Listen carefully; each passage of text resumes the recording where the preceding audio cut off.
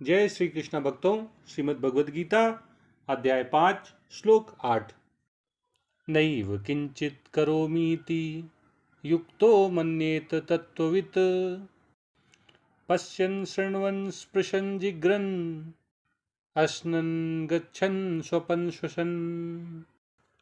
भगवान कृष्ण अर्जुन को समझा रहे हैं कि एक तत्ववित्, कर्म के तत्व को जानने वाला तत्वदर्शी पुरुष देखते हुए, सुनते हुए, स्पर्श करते हुए, सूंघते हुए, खाते हुए, चलते हुए, स्वप्न देखते हुए और सांस लेते हुए यह जानता रहता है, वह इस ज्ञान से युक्त रहता है कि वास्तव में मैं कुछ भी नहीं करता हूं, मैं निर्लिप्त हूं, मैं अकर्ता हूं, मैं नित्य शुद्ध अविकारी आत्मा हूं।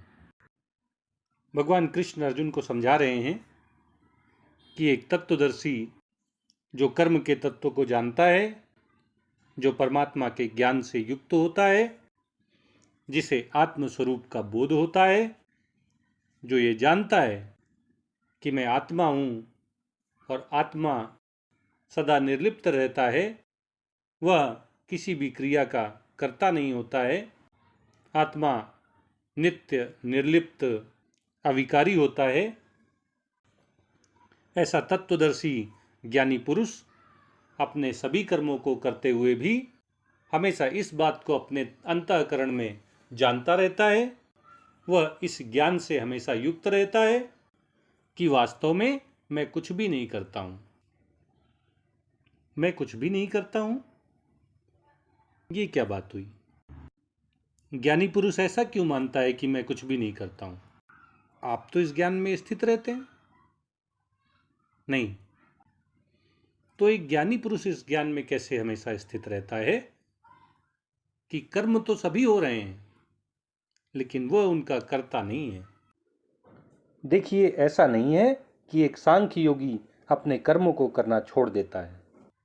वो भी हमारे जैसे ही अपनी आंखों से देखता है, कानों से वो भी सुनता है, उसकी त्वचा भी स्पर्श का अनुभव करती है, उसकी नाक भी सूंघती है, उसकी जीवा भी स्वाद लेती है, वह भी अपने पैरों से इधर उधर आता जाता रहता है, वह भी स्वप्न देखता है, वह भी आपके और हमारे जैसे सांस लेता रहता है।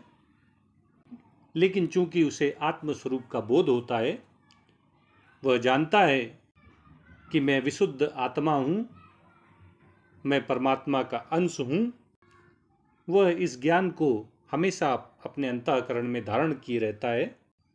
वह किसी भी कर्म को करते समय यह नहीं भूलता कि मैं विशुद्ध आत्मा हूं। और आत्मा के गुणों को भगवान दूसरे अध्याय में बड़े ही विस्तार से बता चुके हैं कि आत्मा निर्लिप्त रहता है, ये अविनाशी है, अविकारी है, ये अकर्ता होता है। आत्मा किसी भी क्रिया को करने वाला कर्ता नहीं होता है। इसलिए एक तत्वदर्शी आत्मज्ञानी सांख्य योगी स्वयं को आत्मा के रूप में हमेशा याद रखता है और इस तरह उसके शरीर, उसके अंतःकरण, उसके प्राण, उसके मन, उसकी इंद्रियों से होने वाली सभी क्रियाएं चेष्टा मात्र रह जाती हैं, उसके कर्म अकर्म हो जाते हैं। कर्मों में जो आसक्ति, ममता और कामना मनुष्य को कर्मों के बंधन में बांधने की क्षमता रखती है, वह एक सांख्य योगी को प्रभावित नहीं कर पाती है, उसे विचलित नहीं कर पाती है। स्वयं को आत्मा जानकर कर्मों से अपना संबंध विच्छेद करके शरीर, प्राण, मन, अंतःकरण, इंद्रियों से होने वाली क्रियाओं से अपने को अलग करके वह सदैव इस ज्ञान में स्थित रहता है कि मैं करता नहीं हूं, मैं किसी भी क्रिया का करने वाला नहीं हूं। इस प्रकार अर्जुन के माध्यम से भगवान कृष्ण हम सबको एक सांख्य योगी की, एक सन्यासी की कसौटी बता रहे हैं कि असली सांख्य योगी वही है, वास्तविक सन्यासी वही है, यथार्थ रूप में परमात्म तत्व के ज्ञान से युक्त ज्ञानी पुरुष वही है जो सभी कर्मों को करते हुए भी हमेशा ये जानता रहता है, सदैव इस ज्ञान से युक्त रहता है कि वास्तव में मैं कुछ भी नहीं करता हूँ, मैं अकर्ता हूँ, मैं शुद्ध, निर्लिप्त, अविकारी आत्मा हूँ।